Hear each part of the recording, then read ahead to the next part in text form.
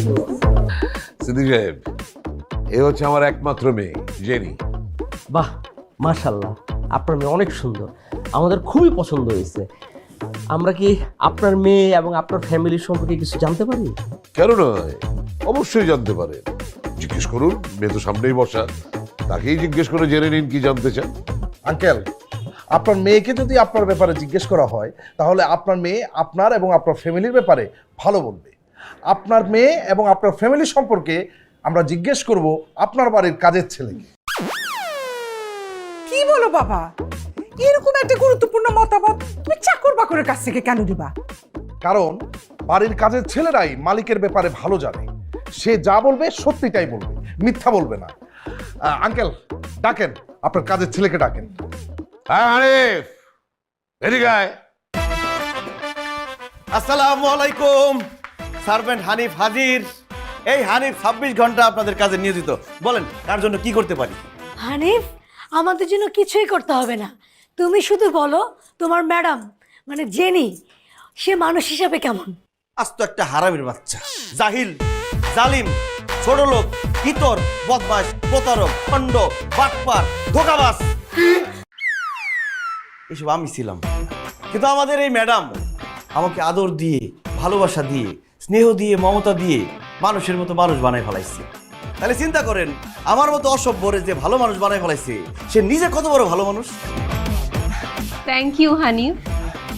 আচ্ছা হানিফ, জেনির কি কোনো প্রেমিক ছিল? ছিল মানে এখনো আছে, তাও একজন দুজন না, মিনিমাম 50-60 জন প্রেমিক আছে তার। কি? জি, কেউ তার কথার প্রেমিক, কেউ তার হাসির প্রেমিক, কেউ তার সততার প্রেমিক, কেউ তার বাঁকা চোখের চাহনির প্রেমিক। কিন্তু আমাদের ম্যাডাম এতই ভালো যে তিনি নিজে এখন পর্যন্ত কারো প্রেমে পড়েন। প্লিজ এইভাবে বলো না হানিফ। Thank you. জেনি, তুমি দেখতে এত সুন্দর, একেবারে পরীর মতো সুন্দর। তুমি কোনোদিন কোনো ছেলের সাথে প্রেম করো নাই? আমি তোমাকে কোনোদিন কোনো ছেলে প্রেমের প্রস্তাব দেয় নাই? আসলে আমি ওই পথে কখনো হাঁটিই নাই, কোনো ছেলে আমাকে প্রপোজ করেন। মিছা কথা, মিছা কথা অনকে। ওনার প্রত্যেকদিন ছেলেরা প্রেম নিবেদন করে। কি? জি, কিন্তু আমাদের ম্যাডাম সবাই ডাইরেক্ট করে দিছে, এখন আমার পড়ার বয়স, প্রেমের বয়স নয়। হ্যাঁ, ওইটাই আমি আসলে সবসময় বলে দিতাম, আমি পড়ার ব্যাপারে খুব সিরিয়াস। বাহ, আমার ছেলের জন্য আমি যেরকম মেয়ে খুঁজতেছিলাম জেনি মামনি ঠিক তেমনই। আচ্ছা হানিফ, এবার তুমি তোমার স্যার আর ম্যাডাম ওনাদের সম্পর্কে বলো, ওনারা মানুষ কেমন? আজ তো একটা মদখোর, জঘন্য, জুয়ারি, ছোট লোক, গরিবের হক মাইরা খায়। কি? জি, এইসব কথা একটা ছেলে একদিন আমার সামনে আমাদের মালিকদের বলছিল। ওর ইচ্ছা মতো মারছি, কারণ তারা তো মানুষ হিসেবে এমন না, তারা অনেক ভালো মানুষ, এতই ভালো মানুষ যে আমার 6 মাসের বেতনই দেন না। আচ্ছা, যারা তোমার 6 মাসের বেতন দেয় না তারা কি আমরা মানুষ ভালো হয় বলো তো? হয় ম্যাডাম, হয়। 6 মাস ধরে আমার বেতন দিব কেমনে?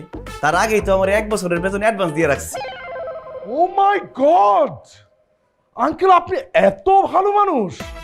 আপনি আপনার কাজের ছেলেকে 1 বছরের অ্যাডভান্স বেতন দিয়ে রাখছেন, আর আমার আব্বারে জিজ্ঞেস করেন 2 মাসের বেতন ও কাজের ছেলের দেয় না।